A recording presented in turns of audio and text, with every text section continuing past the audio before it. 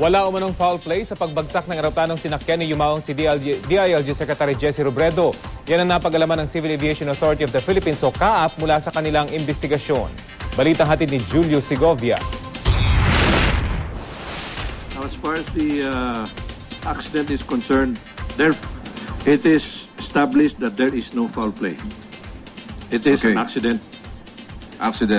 Maybe it was an accident that was waiting to happen. Yan ang inihayag ng Civil Aviation Authority of the Philippines o CAAP kaugnay sa pagbagsak ng Piper Seneca plane na sinakyan ni yumaong DILG Secretary Jesse Robredo sa Masbate noong August 18. Ang pagpapatatag sa aviation industry talaga ang pakay ng pagdinig ng Senado. Pero natanong na rin ng CAAP kaugnay sa aksidente. Of course, gusto natin malaman kung may foul play talaga. Yun ang pinaka-importante. Kaibigan ko rin si Secretary Robredo. Lahat ng mamamayang Pilipino gusto malaman ng katotohanan. Hindi pa tapos ang investigasyon ng CAAP pero ngayon pa lang, sinasabi na nilang engine failure ang dahilan ng plane crash. Sa ngayon, sinusuri na raw ng Special Investigation Committee sa compound ng CAAP ang mga nagkahiwa-hiwalay na bahagi ng sinawing palad na eroplano. They're going to tear down the engine to see what caused the failure. They have to turn down.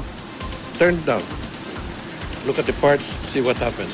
Kahit pa engine failure ang sinasabing dahilan ng plane crash, kailangan pa rin daw imbestigahan ng mga taong magbibigay linaw sa aksidente. Kabilang na mga opisyal at maintenance crew ng Aviator Air na may-ari ng Piper Seneca.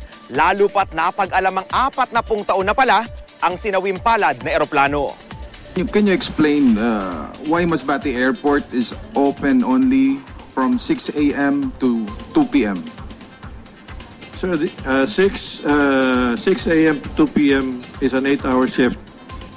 There are no airlines operating after 2 p.m. in Masbate. Masbate is not used as an alternate airport.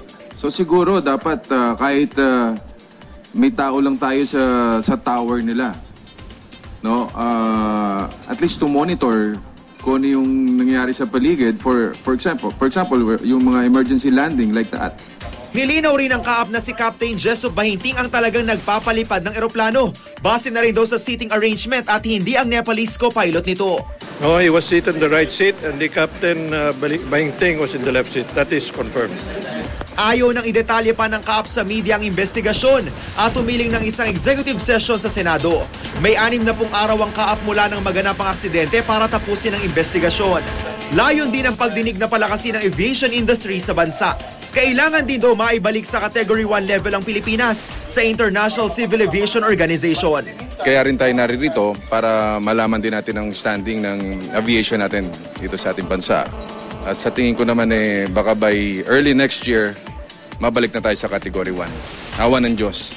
Julio Segovia, GMA News.